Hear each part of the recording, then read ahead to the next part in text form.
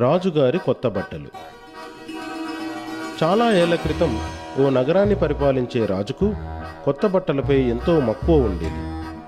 రాజ్యం కన్నా ఎక్కువగా బట్టలనే ప్రేమించేవాడు. ఎవరక్కడ? చిట్ట మహారాజా. వెళ్ళు, దర్జీవానితో చెప్పు, కొత్త బట్టల తానును తీసుకురమ్మని. మేము కొత్త బట్టలు కుట్టించుకోవాలి. అలాగే ప్రభు. మహారాజా మహారాజా, రాజ్యంలో కరువు వాటిల్లింది. ప్రజలను మీరే రక్షించాలి. అవన్నీ తర్వాత విచారిద్దాం. ముందు మేము కొత్త బట్టలు ధరించి నగర పర్యటన చేయాలి. ఆ రాజ్యంలో నివసించే ఇద్దరు తెలివైన దొంగలకు రాజుగారికి బట్టలపై ఉన్న వెర్రి వ్యామోహాన్ని తెలుసుకుని వారు ఒక ఉపాయంతో రాజదర్బారుకు వచ్చి రాజుగారికి సూచన పంపించారు. రాజుగారు కొత్త బట్టల మోజులో వారిని పిలిపించాడు. వారు దర్బార్లో రాజుగారి వద్దకు వచ్చారు. చెప్పండి, మీ వద్ద ఏం కొత్త బట్టలున్నాయి? ప్రభు, మా దగ్గరున్న బట్టల్ని చూస్తే మీరు నిజంగా ఆశ్చర్యానికి లోనవుతారు. అదేలాగా? ప్రభు, ఇది చాలా మహిమాన్వితమైన వస్త్రం. ఈ వస్త్రాలు ఆయా యోగ్యమైన పదవుల్లో ఉన్నవారికి మాత్రమే కనిపిస్తాయి. ఆహా, అయితే ఇది విచిత్రమైన వస్త్రమే. మీరు మాకు ఆ వస్త్రంతో బట్టలు కుట్టండి. ప్రధానమంత్రి గారు, ప్రభు, వీరికి ఖజానా నుండి కావలసిన ధనాన్ని ఈ పని కోసం ఇవ్వండి. ఆజ్ఞ. పెద్ద మొత్తంలో ధనాన్ని తీసుకుని వెళ్ళి బట్టలు నేసే మగ్గాన్ని కొని ఒక చిన్న గదిలో బట్టల్ని నేయడం ప్రారంభించారు. ఒకరోజు రాజు తన మంత్రిని పిలిపించి, మంత్రిగారు, సైనికుణ్ణి పంపించి బట్టల్ని నేయడం ఎంతవరకు వచ్చిందో చూసి రమ్మని చెప్పండి. దొంగ దర్జీలుండే గదిలోకి వెళ్లిన సైనికుడికి అక్కడ బట్టల్ని నేసే మగ్గం తప్ప ఇంకేమీ కనపడలేదు. అరే, నేను వెళ్ళి రాజుగారితో బట్ట కనబడట్లేదని చెబితే నా పదవికి నేనే అర్హుడు కాదని అనుకుంటారు కదా. ఏం చేద్దాం? ఇలా అనుకుని సైనికుడు రాజుగారి వద్దకు చేరుకుని, ప్రభు ప్రభు, ఎంత అద్భుతమైన వస్త్రం ప్రభు. నా జీవితంలో ఇలాంటి వస్త్రాన్ని నేను ఇంతవరకు చూడలేదు. ఏమని వర్ణించను ప్రభు, ఎంత అద్భుతంగా ఉందో. అలా మరికొన్ని రోజులు గడిచిపోయాయి. రాజు తన తెలివైన మంత్రిని ఒకరిని పిలిపించి వస్త్రాన్ని చూసి రమ్మని దర్జీల వద్దకు పంపించాడు. మంత్రి దర్జీల వద్దకు వెళ్ళగా వస్త్రం జాడ కానరాలేదు. అప్పుడు, చూడండి హుజూర్, రంగురంగుల సుందరమైన వస్త్రం. చేతికి తీసుకుని చూడండి, ఎంత బాగుందో. ఇదంతా చూసి అయోమయంలో పడిన మంత్రులు రాజుగారి వద్దకు వెళ్ళారు.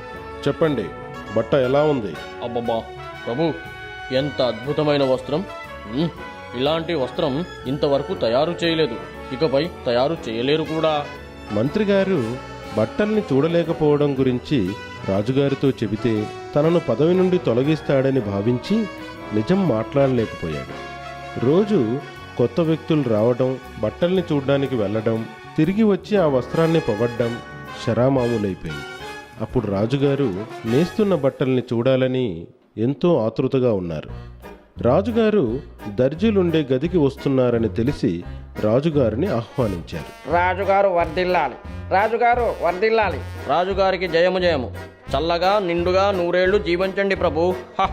ఈ విధంగా రాజును పొగుడుతూ తాము బట్టలు నేసే మగ్గం గల గదిలోకి తీసుకెళ్లారు.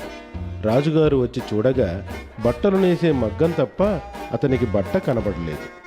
రాజు తన వెంట వచ్చిన మంత్రుల వైపు ఆందోళనతో చూశాడు.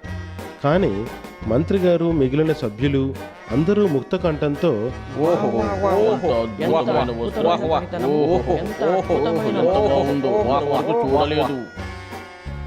ఇదెంత సిగ్గుమాలిన విషయం. నేను రాజుగా సింహాసనంపై కూర్చునేందుకు యోగ్యున్నా కానా? లేదు లేదు, నేను అందరితో కలిసి వంత పాడతాను.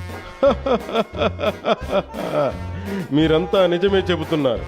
ఇంత సుందరమైన వస్త్రాన్ని ఇంతకుముందు నేనెక్కడా చూడలేదు. ఇదంతా చూస్తున్న దొంగలు సంతోషపడిపోయారు. తమ పథకం ఫలించిందని మురిసిపోయి, ప్రభు ప్రభు, మీరు వేసుకునేందుకు బట్టల్ని రేపటిలోగా కుట్టి తయారు చేసి ఇచ్చేస్తాం. అవునా? ఇంత తొందరగా నాకు బట్టలు కూడా కుట్టగలరా? ప్రభు, మీ వద్ద మాలాంటి దర్జీ ఉండి ఉండడు. మాలాగా నేర్పుగా ఇంకెవ్వరూ వస్త్రాల్ని నేయలేరు. మనం ఈ కమీజును రాజ్యమంతా చూపిద్దాం. హుజూర్, మీరీ కొత్త బట్టలను వేసుకుని రాజ్యమంతా ఎందుకు పర్యటించకూడదు?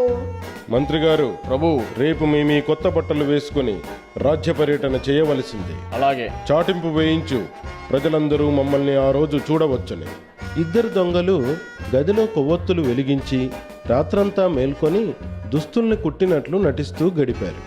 మరుసటి రోజు ఉదయం రాజుగారు స్వయంగా కొత్త బట్టలు ధరించడానికి వచ్చారు. దర్జీ దొంగలిద్దరూ ఎంతో వినయంగా లేని బట్టల్ని తీసుకున్నట్లు నటిస్తూ మహారాజు గారిని బట్టలు ధరింపజేసే గదికి తీసుకువెళ్లారు. ప్రభు, మీరు ఈ కొత్త బట్టల్ని వేసుకుంటే ఎంత సుందరంగా కనబడతారో. మనసులో రాజుగారి మూర్ఖత్వానికి నవ్వుకుంటూ వారిద్దరూ ఎంతో తెలివిగా దర్జీల వలె వారు రాజుగారికి బట్టల్ని తొడుగుతున్నట్లుగా నటిస్తూ, ఓహో ఓహో, ఇక్కడ గుండీలు పెట్టుకోండి ప్రభు, లేదంటే నేను పెడతాను. ప్రభు, మీరిక్కడ బల్లపై నిల్చొని అద్దంలో చూసుకోండి, మీ కొత్త బట్టలు ఎంత బాగున్నాయో. దొంగలు రాజుగారికి కొత్త బట్టల్ని తొడిగారు. రాజుగారు అద్దంలో స్వయంగా తన ప్రతిబింబాన్ని చూసుకున్నాడు. అప్పుడు, అరే, నేను నగ్నంగా ఉన్నానే, మరి వీళ్ళేమో నేను కొత్త వస్త్రాలు ధరించానంటున్నారు, ఇదంతా పిచ్చి పనిలా ఉంది.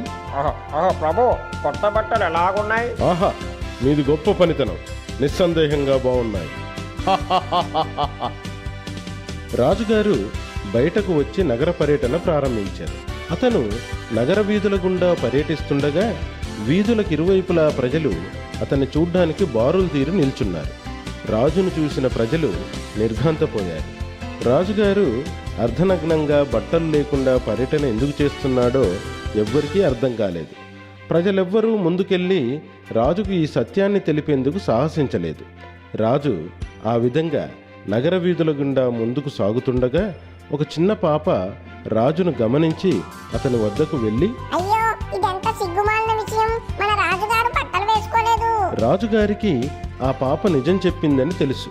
కానీ ఇదే విషయం రాజుగా తను చెబితే రాజసింహాసనంపై కూర్చునేందుకు అనర్హుడవుతాడు. అందువల్ల రాజు మౌనంగా ముందుకు సాగిపోయాడు. చూడు చూడు, రాజు అతని మంత్రులు నగర పర్యటనలో మునిగిపోయారు. ఇదే మంచి సమయం, తొందరగా డబ్బులు మూట కట్టుకుని ఇక్కడి నుంచి బయలుదేరి వెళ్ళిపోదాం. అవునవును, పద పద. ఇద్దరూ డబ్బులు మూటగట్టుకొని నగరం విడిచి పారిపోయారు. మళ్ళీ ఏనాడు నగరానికి తిరిగి రాలేదు. శ్రీకృష్ణదేవరాయను సభలోకి ప్రవేశించి తన ఇంద్రజాల మహిమలను చూపించసాగాడు. ధాన్యపు గింజల సంచుల్ని బంగారు సంచులుగా, ఫలాలను బంగారు ఫలాలుగా, మొక్కలను త్వరగా ఎదిగేటట్లుగా చేయసాగాడు.